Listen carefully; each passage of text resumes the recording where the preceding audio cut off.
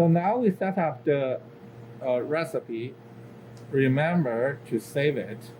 To save it. Then you can go to this button called XY view. Okay, XY view. Anytime you click that, will bring you to this window. So this window you can load and unload a sample, and also most importantly, you can find your feature. For example, let's say 35. Okay, let's say I want to measure the thickness here. So just first point and second point, it will draw an arrow. Then you come here on the menu, you click star.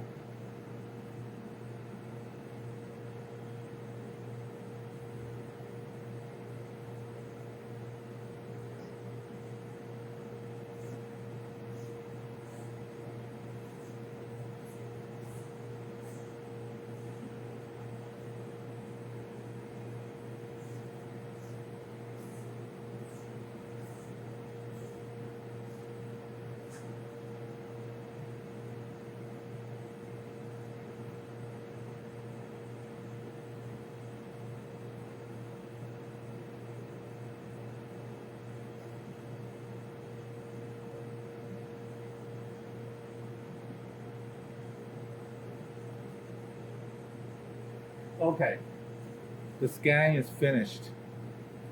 Okay, after scan, you will see the menu.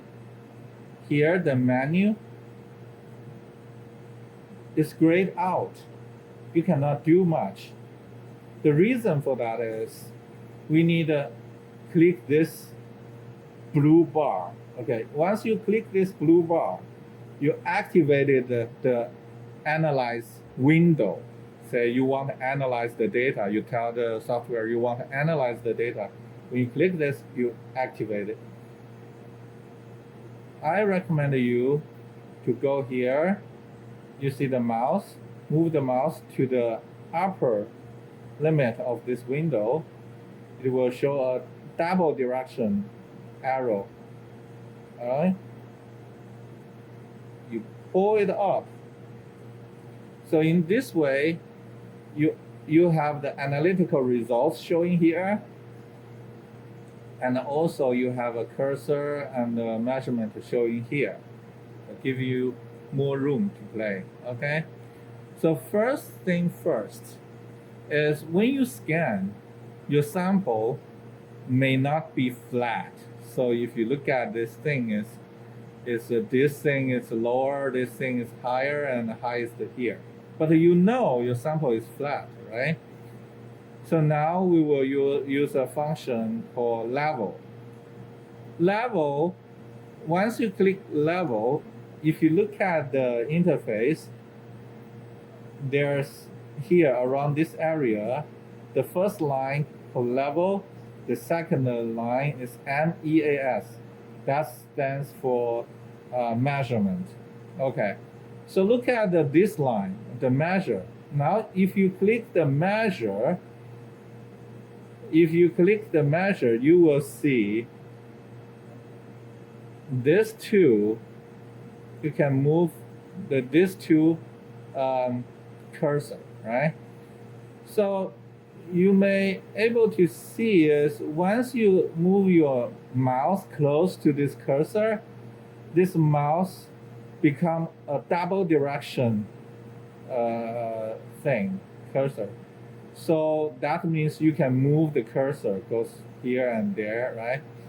So what you need to do is you move both cursors. And what that means is what the software do is it will calculate and think this point, the white line and the red line, the cross here, and the red line cross here are at the same height. Then using that assumption, we'll calculate the new position for every data point. Okay, so once you put the position there, sometimes if the data is kind of noisy, you want get the average height. Okay, you don't want just 1 point here and 1 point here. What we do is not here, not go up. If your mouse is up here in the white, this white area, it's move cursor, right? So if you move your mouse down here in this dark area, you can actually make this range on this side. You can also have a range. What the software will do is it will average the height in this area and average the height in this area, use that average value and think it's the same height. They are the same height, right? So they will calculate all other data points based on that assumption. If we click level here, you see the whole thing moved. Okay, now there are two cursors you can move. So for example, we can move this here into one valley, and we want to average the height value there. We want to move the cursor here and average the height value in that flat area. So this will tell you, if you come down here, it will show you the left height 15.5 nanometer. That's talking about this area. The average height of that area is 15.5 nanometer. Then you will see, right height minus 91.8 nanometer. That is talking about the average height this area. Okay, then you will see this ST height. That's step. Step means the height difference between the left and right. Okay, so what's that step height? It's 107.3 nanometer. That's how you use this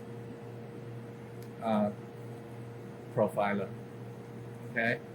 Also, there's some interesting information here. Okay. For example, you have RA, the roughness. They scan the whole line, right? They calculate the roughness measurement. In this case, the roughness is not very,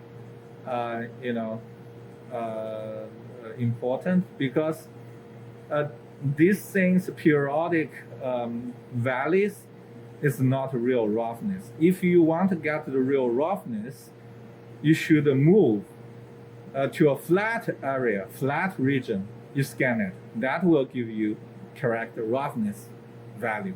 Let's do that.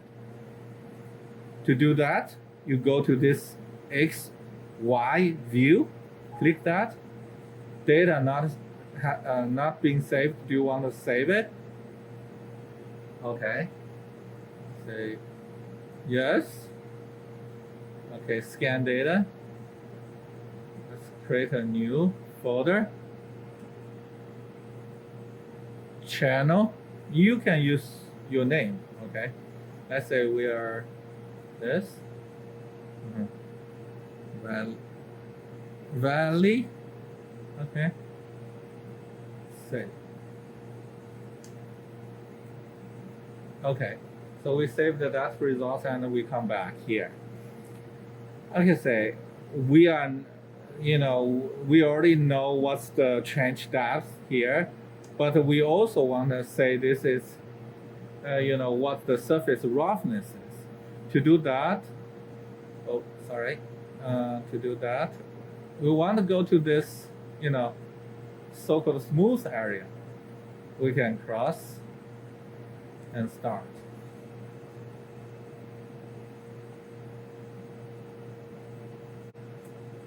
Okay. Finish the scan. So we can also remember, click that to activate the analysis window. Make it bigger. So this curve, you couldn't really find a step. We just scan across the surface where there's no feature. If there's no feature, it's hard to find a step. To use this machine to find a step, you need to have a step. Okay, if it's not a step, but if you look at this thing, the roughness report is like a 0.97 nanometer. So it was like a 30, 40, or even bigger. The previous measurement, I forgot what's the exact number. It's much larger, right? So this is much smaller. So when you try to get your roughness data, if you're interested in the roughness created by your process, right? So you want to go to a flat area, and you want to avoid the particles. Okay, we didn't see the big particles. Normally the particles are large. Sometimes the particle are like 100 micron or even bigger. Okay, so if you cross that, will impact your measurement. Trying to get a scan that is clean. If you have a clean scan, the roughness data is easy. Okay, with that said, click XY. Data has not been saved. Do you want to save it? Yes. Smooth, right? Okay. So now we showed you how to use this scan to find a step height, to find the smoothness, right? Those are two major functions that our channel users are interested. Okay, so once you finish that measurement, you can click manual load.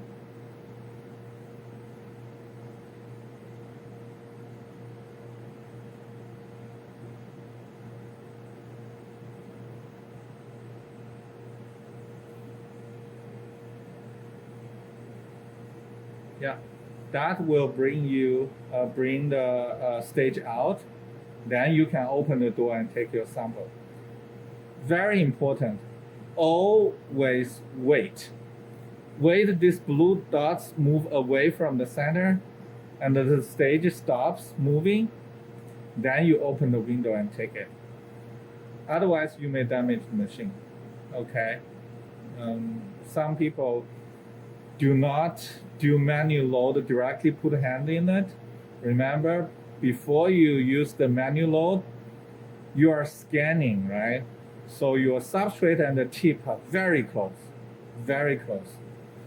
So when you touch your sample, you literally damage the stylus, which is very expensive and it has a very long lead time.